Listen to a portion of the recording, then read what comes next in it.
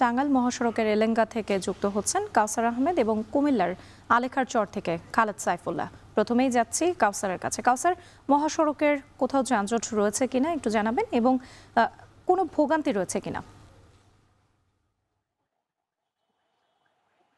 মহাসড়কে কোথাও কোনো যানজট নেই, তবে এই এলেঙ্গা বাস স্ট্যান্ডে একটু ধীর গতি রয়েছে।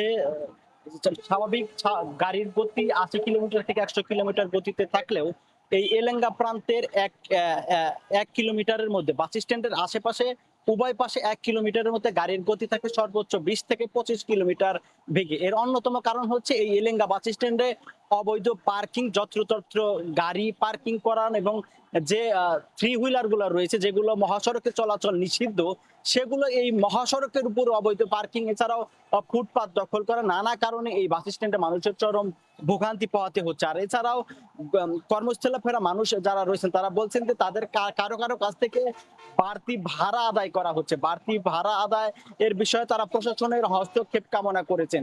আর এছাড়াও ব্যবসা গরম, মানুষের চরম ভোগান্তি পোহাতে হচ্ছে। আমরা এই এলেঙ্গা বাস স্ট্যান্ড সহ যমুনা সেতুর পূর্ব গোলচত্বর, রাবনা বাইপাস, নগর জলপাই বাইপাস সহ বিভিন্ন এলাকায় ঘরমুখ মানুষের আমরা ভিড় দেখেছি। সেখানে কর্মস্থলে ফেরা মানুষ তারা আধা ঘন্টা থেকে ১ ঘন্টা পর্যন্ত অপেক্ষা করছেন। তারা বলছেন যে যে সমস্ত বাসগুলো উত্তরবঙ্গ থেকে ছেড়ে আসছে সেগুলোতে তাদের দাঁড়িয়ে যেতে হচ্ছে, দাঁড়িয়ে গেলেও তাদের কাছ থেকে অতিরিক্ত ভাড়া আদায় করা হচ্ছে। আর এদিকে রাত ১২টা পর্যন্ত ২৪ ঘন্টায় যমুনা সেতুতে প্রায় ৩৬,০০০-এর মতো যানবাহন সেতু পারাপার হয়েছে।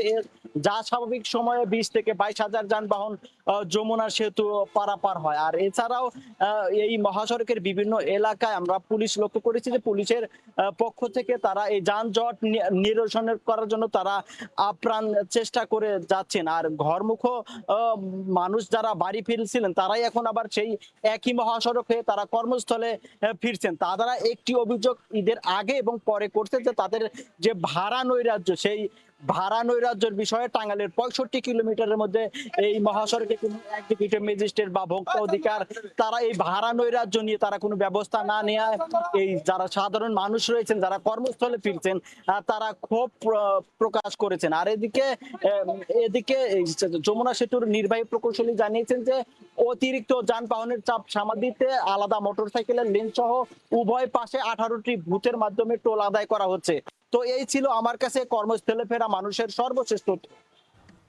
টাঙ্গাইল মহাসড়কের এলেঙ্গা থেকে যুক্ত ছিলেন কাউসার আহমেদ, জানাচ্ছিলেন বিস্তারিত। এবার একটু কুমিল্লায় যেতে চাই। আলেখার চরে আছেন খালেদ সাইফুল্লাহ। খালেদ, এই মুহূর্তে ঢাকা চট্টগ্রাম মহাসড়কের কি পরিস্থিতি দেখছেন? রাত্রি ঈদের মানুষে যে বাড়িতে গিয়েছিলেন, নারীর টানে যে সকল মানুষজন ঘরমুখ ছিলেন বাড়ির উদ্দেশ্যে, তারা কিন্তু ফিরতে শুরু করেছেন। বিশেষ করে গতকাল এবং তার আগের দিন থেকে কিন্তু মানুষজন ঢাকায় ফিরছেন কিংবা তাদের পার্শ্ববর্তী যেখানে জেলাগুলো রয়েছে যারা ঈদ করতে এসেছিলেন তারা ফিরে যাচ্ছেন।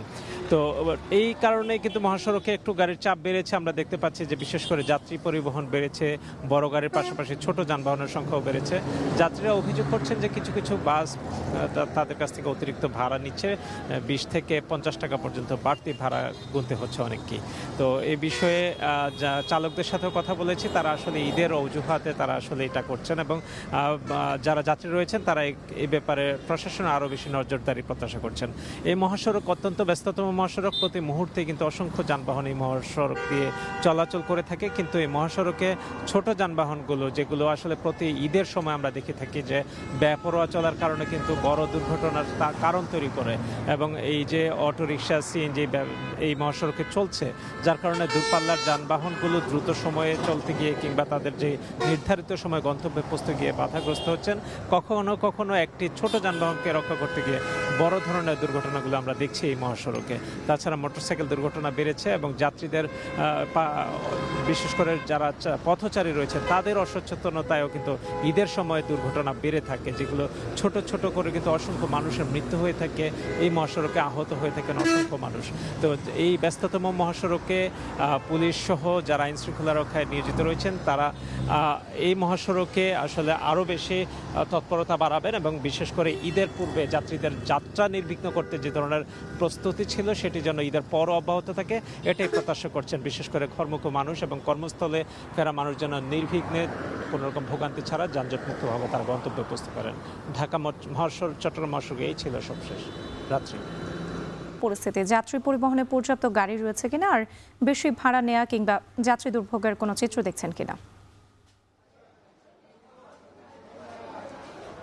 রাত্রি ঈদের লম্বা ছুটি শেষে এখন যারা মূলত কর্মস্থলে ফেরা শুরু হয়েছে এবং গতকালকে পর্যন্ত যাত্রী চাপ আমরা কিছুটা কম দেখলেও আজকে ঢাকামুখী প্রচুর যাত্রী চাপ আমরা দেখতে পাচ্ছি। আমরা রয়েছি ময়মনসিংহ নগরীর ব্যস্ততম বাস স্ট্যান্ড বাসকান্দা বাস স্ট্যান্ডে রয়েছে। এখানে দুটি কোম্পানির যে গাড়ি ইউনাইটেড পরিবহন এবং শৌখিন দুটো কোম্পানির গাড়ি এখানে চালিত হয় এবং আমরা দেখতে পাচ্ছি যে দীর্ঘ লাইন। মূলত এই প্রচণ্ড আজকে যেহেতু প্রচণ্ড তাবদাহ গরম যাচ্ছে এই গরমে কিন্তু এসি বাসের চাহিদাটা বা এসি বাসের টিকিটের চাহিদাটা কিন্তু বেশি, যেখানে এখানে দেখা যাচ্ছে যে 500 টাকা করে ময়মনসিংহ থেকে ঢাকা এসি বাসের টিকিটের দাম ধরা হয়েছে, অন্যদিকে নন এসি 330 টাকা করে। তবে এসি বাসের জন্য কিন্তু দীর্ঘ লাইন ঘন্টার পর ঘন্টা অপেক্ষা করছে যাত্রীরা।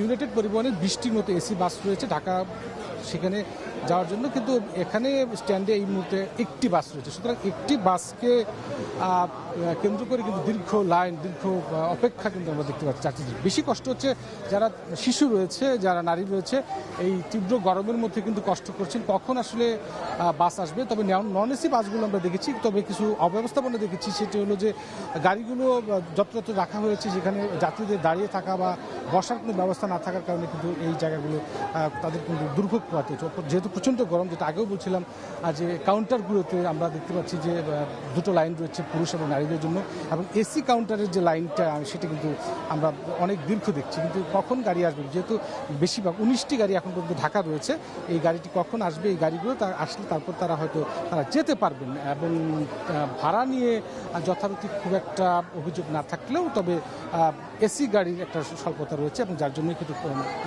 যারা ঢাকা ফিরবেন তাদের একটা দীর্ঘ অপেক্ষা রয়েছে। অন্যদিকে আমরা দেখেছি যে ঢাকা বাইপাস মহাসড়কে অন্যদিকে কিশোরগঞ্জ, নেত্রকোনা, জামালপুর, শেরপুর থেকে যে গাড়িগুলো ঢাকার উদ্দেশ্যে ছেড়ে যাচ্ছেন সেখানেও কিন্তু যাত্রী পারাপার করছে, অর্থাৎ বিভিন্ন দিক দিয়েই কিন্তু যাত্রী পারাপার করছে। কিছু কিছু জায়গায় আমরা থেমে কিছু কিছু যানজটের কথা শুনতে পাচ্ছি। তো সব মিলে ময়মনসিংহে এখন পর্যন্ত মাসকান্দা বাস স্ট্যান্ডে আমরা প্রচুর যাত্রী চাপ দেখতে পাচ্ছি এবং বেলা যত গড়াবে সংশ্লিষ্টরা বলছেন যে যাত্রী চাপ আরও বাড়বে বলে আমাদেরকে জানিয়েছেন। সব মিলিয়ে এই ছিল ময়মনসিংহের মাসকান্দা বাস স্ট্যান্ড থেকে সব শেষ খবর আমার কাছে। রাত্রি কর্মস্থলে ফেরা মানুষের খবর জানাতে যুক্ত ছিলেন সহকর্মীরা। দর্শক নিচ্ছে